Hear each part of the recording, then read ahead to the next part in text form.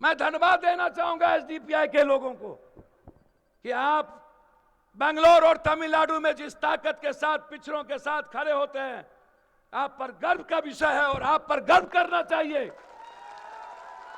आप मुसलमानों की बात कम करते हैं और पिछड़ों की बात ज्यादा करते हैं। मुझे अच्छा लगता है जब स्टालिन 69% आरक्षण दिया तो मोदी जी आप उसके खिलाफ सुप्रीम कोर्ट चले गए। वो मुसलमान नहीं था मोदी जी, वो आदिवासी था। मोदी जी जब आप छत्तीसगढ़ में 3200 युवा को गोली से भुजवा दिए, वो मुसलमान नहीं था, वो आदिवासी था।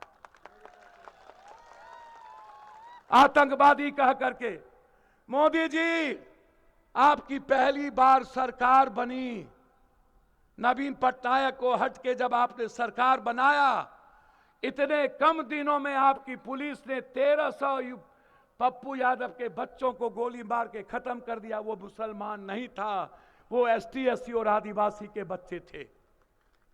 आपने किसको आतंकवादी बनाया? आप किसको चाहते हो उग्रवादी बनाना? मोदी जी कोई एक ऐसा शहर बताओ, कोई ऐसा घर बताओ जब आपका कोई 1 रुपया किसी दलित एसटी के घर में गया होगा। आपका हमला हम पर है ताकि मैं इन लोगों के साथ भगवान भगवान करता रहूं, बुद्ध की बात और संविधान की बात ना करूं। गोरी, कुम्हार, कमार, चमार, बैस, चौधरी, कलवार, शाह, नुनिया, जायसवाल या अपने अधिकार की बात ना करे या सिर्फ भगवान के अलावे दूसरी बात ना करे। इसीलिए आप कभी एनआरसी, कभी सीए, कभी तलाक, कभी सिविल कोड, कभी वक्फ। अरे मोदी जी पढ़ो ना, संविधान के आर्टिकल में इस देश के मुल्क में सभी धर्मों को स्वतंत्र जीने का अधिकार दिया गया है। आप कैसे हमारे संविधान को छीनोगे? चाहे सिख हो, ईसाई हो, चाहे कोई मठ हो। मैंने बजट में कहा मानवर 3 लाख करोड़ से ज्यादा पैसा बाबाओं के पास होता है। भैया 169 लाख करोड़ रुपया कर्ज है भारत पर, और इन लोगों के पास 10 लाख हजार करोड़ से ऊपर धन रखा हुआ है। हम उसकी बात नहीं करते हैं, हम बात करते हैं सड़क पर उस व्यापारी से पैसा लेने की जिसके पास जीने के लिए कुछ नहीं बचा है कोरोना के बाद। इसीलिए मैं बस इससे ज्यादा आज कुछ नहीं कहूंगा। मैं सिर्फ इतना कहूंगा, इस मुल्क में जब से मोदी जी आए, उनके पास इस मुल्क की सबसे बड़ी ताकत, उन्होंने जो झूठ बोला और हमला किया वो थे किसान, जिनको उन्होंने इस भारत के मुल्क का जो सबसे बड़ी ताकत थी, मोदी जी ने उस किसान की जिंदगी को तबाह कर दिया। और आज खाद भी 400 साढ़े 400 रुपया में मोदी मिलता है। 56 इंच का सीना है तो खाद तो दिला दो 250 रुपया में, है औकात। आज किसान बर्बाद हो गए। एक तरफ इसी मुल्क में 1.5 साल से मणिपुर, जहां वो मुसलमान नहीं है, या तो वो कुकीज है या तो वो मत्तो है जाति का, वो मुसलमान नहीं है। 100 से ज्यादा बेटियों का बलात्कार, आपने इतने मजबूत प्राइम मिनिस्टर हैं कि मेरी बेटी का बलात्कार होता रहा, और आप धृतराष्ट्र के तरह मुख दर्शक बन के हिंदुस्तान में बैठ के मेरी बेटी का तमाशीन बनते रहे। आप कैसा वजीर हो मोदी जी? आप, मुझे लगता है कि आपको सनातन क्या जन्नत में भी आपको तंग करेगा यह लाश जो बेटियां हमारी है। मोदी जी, अरे ईमान है तो अभी भी वक्त है आपके पास। सारी गलतियां को स्वीकार कर लो। आप कैसा प्रधानमंत्री हो? नेपाल जो सबसे छोटा देश है हमें आंख दिखाता है, और पोखरा में चाइना ने सैनिक का एयरपोर्ट बना लिया, तुम्हारी औकात नहीं हुई आज तक एक बार नेपाल को कुछ कर लो। मोदी जी, हमारे हाथ से मुल्क चले गए।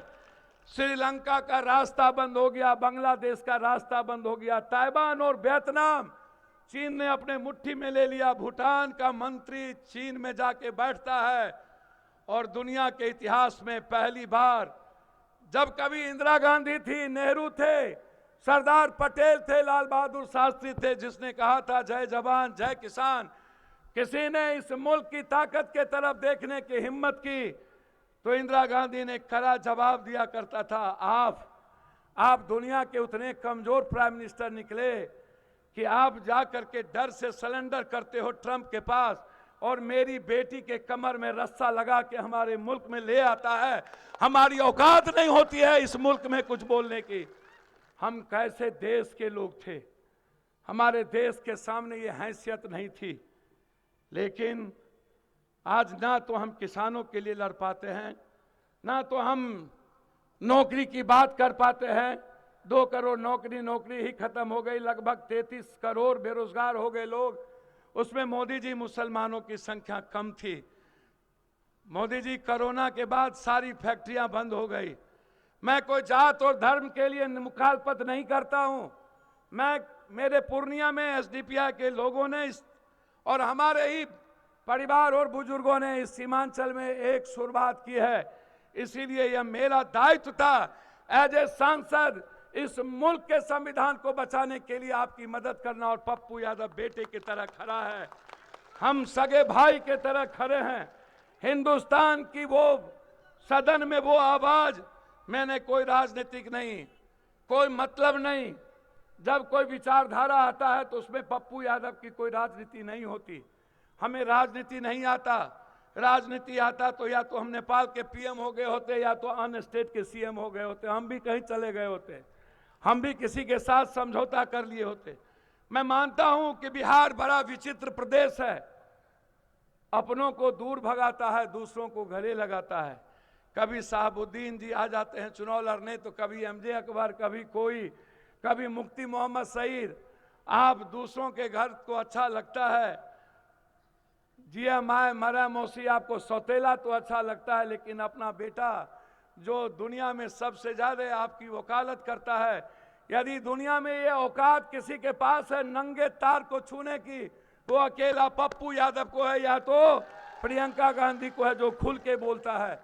आप सेकुलर पार्टियां को भी उठा के देखो, जो खुल के मुखालफत कांग्रेस के अलावे कोई नहीं करता, एसडीपीआई के अलावे कोई नहीं करता। आप खुल के उठा के देखो, एक भी सेकुलर पार्टियां कोई नहीं करती है मुखालफत। इसीलिए आज पप्पू यादव, चाहे आरक्षण का सवाल हो, जाति जनगणना, चाहे वक्फ का, चाहे किसी भी चीजों का, ये वक्फ, ये जो 100 लाख करोड़ का जो जमीन है, मोदी जी इस पर निगाह तो छोड़ दो। ये तो अल्लाह का है, इसको क्यों मुसलमान मानते हो?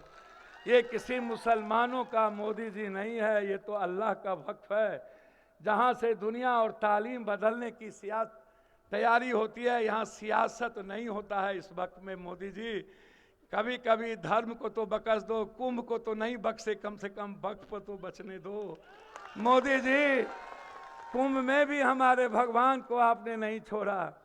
140 साल का कुंभ कह करके, जबकि 12 साल के बाद कुंभ लगता है। कुंभ के पानी को दुनिया का सबसे गंदा पानी बन दिया। आस्था की चीज थी, कुंभ मेरा था, जिंदगी मेरी थी, भगवान मेरा है, इबादत मेरा है। मोदी, तुमने तो जबरदस्ती भगवान बनने का प्रयास किया, नर्क में भी जगह नहीं मिलेगा मोदी जी। इसलिए आप चिंता ना करिए, जिसने कुंभ को नहीं बख्शा उसको कोई नहीं बख्शेगा। अरे पत्रकार बंधु, आप नेता का तो बयान दिखाते हो, लेकिन शंकराचार्य का बयान क्यों नहीं दिखाते हो? शंकराचार्य कहता है कि ये लोग नफरती है, ये लोग मुल्क के सनातन के दुश्मन हैं। शंकराचार्य का भी तो बयान दिखा लो।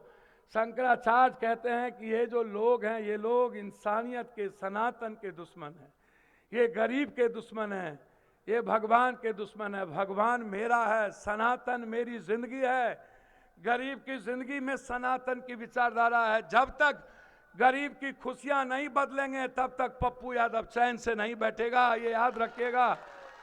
10 मार्च से सदन में जो हवाउस चलेगा, एक तरफ यदि आरक्षण होगा, दूसरे तरफ जाति जनगणना, तो तीसरे तरफ वक्त भी होगा। आर पार की युद्ध होगी, लड़ाई होगी। बहुत संख्या में तुम हो सकते हो, लेकिन याद रखना लड़ने का जज्बा है। संविधान से इतर यदि कोई कानून ला करके किसी भी विचारधारा को तुम खत्म करना चाहोगे, तो पप्पू यादव जैसे लोग जब तक जिंदा रहेगा, किसी एक जाति के भी विचार को खत्म करने की तैयारी नहीं हो सकती। संविधान को खत्म करने की तैयारी नहीं होगा। इन्हीं शब्दों के साथ मुझे लेट हुई, बायसी चले गए, डगरवा कई घटना थी। मैं क्षमा मांगते हुए अपने राष्ट्रीय अध्यक्ष और अपने यहाँ के कमेटी के साथियों को मैं धन्यवाद देता हूँ। पूर्णिया के साथियों को धन्यवाद देता हूँ कि दूर आए, दुरुस्त आए। कहीं से तो शुरुआत हुई, एक बड़ी आगाज होना चाहिए था, लेकिन मैं आग्रह करना चाहूँगा, आप जहाँ भी मेरी बात सुन रहे हो, क्या किसी ने कोई दिक्कत नहीं थी। आज इस पूर्णिया के धरती पर वक्त के सवाल पर तिल में जगह नहीं रखना चाहिए। मैं मुसलमान भाइयों से कहना चाहूँगा, अरे मुसलमान भाइयों, आप तो लड़ना जानते हो, दलित और आदिवासी। भगवान बिरसा मुंडा के बाद यदि किसी के लड़ने और मरने का जज्बा किसी ने पैदा किया तो हजरत हुसैन ने किया। तो आज तो आपको दिखाना चाहिए था लड़ने की ताकत। आपकी एक अच्छी शुरुआत थी। चलिए, अब कम आए शुरुआत की, इसके लिए आपको बहुत बहुत धन्यवाद देते हुए मैं हृदय की गहराइयों से आप इस लड़ाई को अपने जिंदा रखो, सोशल मीडिया से इस लड़ाई को जिंदा रखो।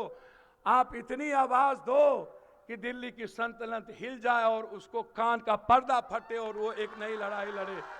इसीलिए आप सोशल मीडिया, इंस्टाग्राम के माध्यम से लड़ते रहो, यही मैं आपसे कहने आया हूं।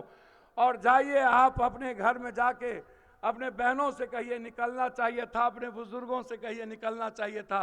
आगे जब रैली हो, बड़ी हो, तो आप अपने कामों को रोक देना और अपने जिंदगी के लिए याद रखना, यदि ये वक्फ की ये जमीन इन लोगों ने यदि अदानी को दे दिया, तो कल मस्जिद और मदरसा की जमीन भी अदानी को दे देगा। याद रखना, आपकी सब कुछ बिक जाएगी। आप आज बचपना मत करना, आप में बचपना है, ये मैं आपको कह रहा हूं। ये किसी पार्टी की नहीं है। जो विचारधारा को मानने वाले लोग हैं, इसको आज समझ लेना। और ये बात आपको देखने को मिलेगा, यदि हम लोग कमजोर पड़ गए तो आने वाला इतिहास नहीं बचेगा। बहुत बहुत धन्यवाद। अस्सलाम वालेकुम आप सबको। अल्लाह हाफिज। आप हमेशा खुश रहें, आपको ईश्वर अल्लाह हमेशा खुश रखे। आपकी जो ये ताकत है, यहीं से एक चिंगारी उठेगी और यही रावण के लंका को जला के राख कर देगा। यही बहुत बहुत धन्यवाद।